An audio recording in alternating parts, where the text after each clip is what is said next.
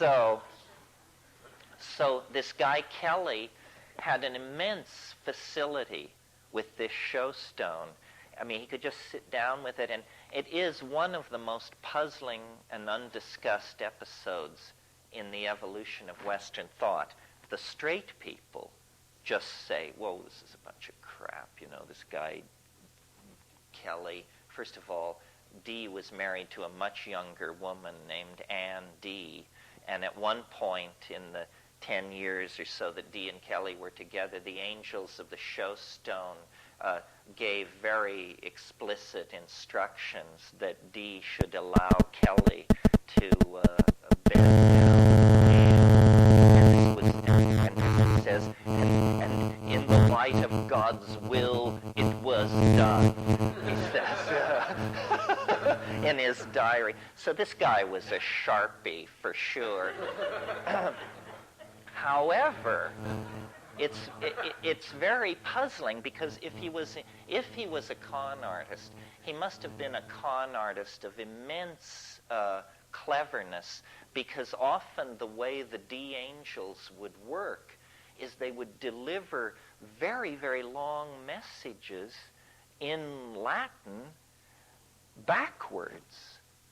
And Kelly would just dictate this stuff at a very rapid speed, and Dee would write it down, and then they would put away the show stone, and then they would very laboriously rewrite this stuff from back to front, and then there would be these long, coherent harangues about what they should be doing, about which courtly figures they should support with money, and who should be introduced to who. It was very political, Well, what kind of a polymathic talent was Edward Kelly that he could invert whole pages of Latin and reel it off and then have it be reconstructed and make sense?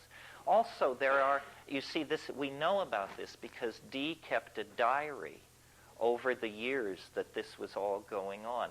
It's one of the most astonishing books in all of English literature.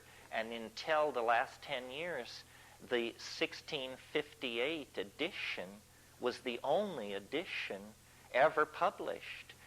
It's called A True and Faithful Relation, or in full, A True and Faithful Relation of what passed for many years between Dr. Dee and some spirits, with annotation by Maurice Casaubon, the guy who did the correct dating on the Hermetica.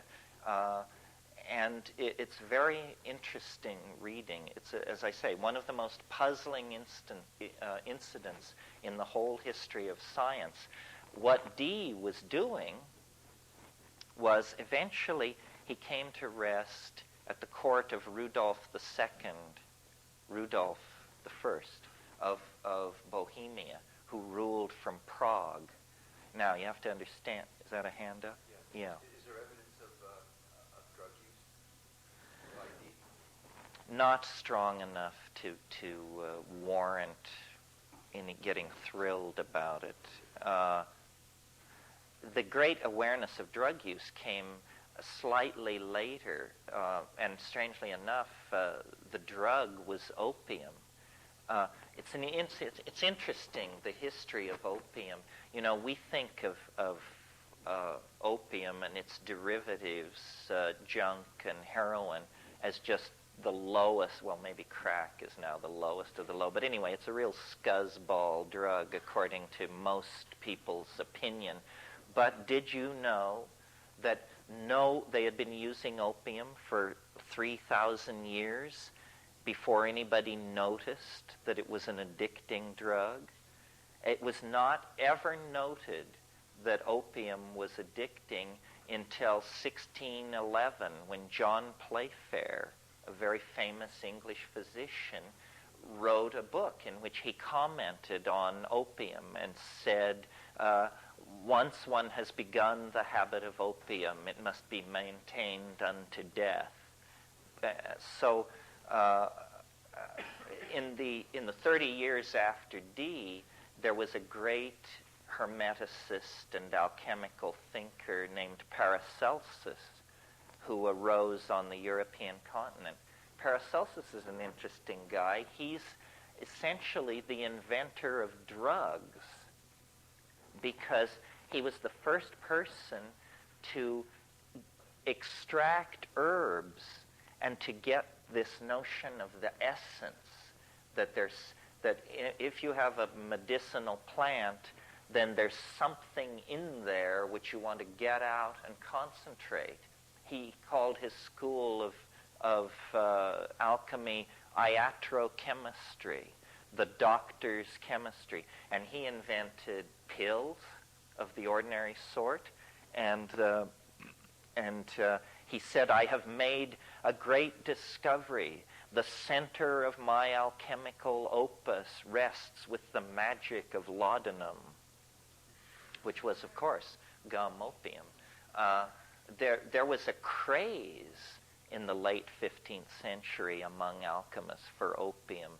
The alchemist von Helmut, he signed some of his alchemical tracts Dr. Opiatus.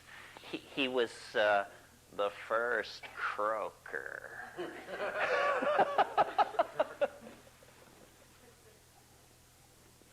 Yeah. 3,000 years passed without it being noticed that opium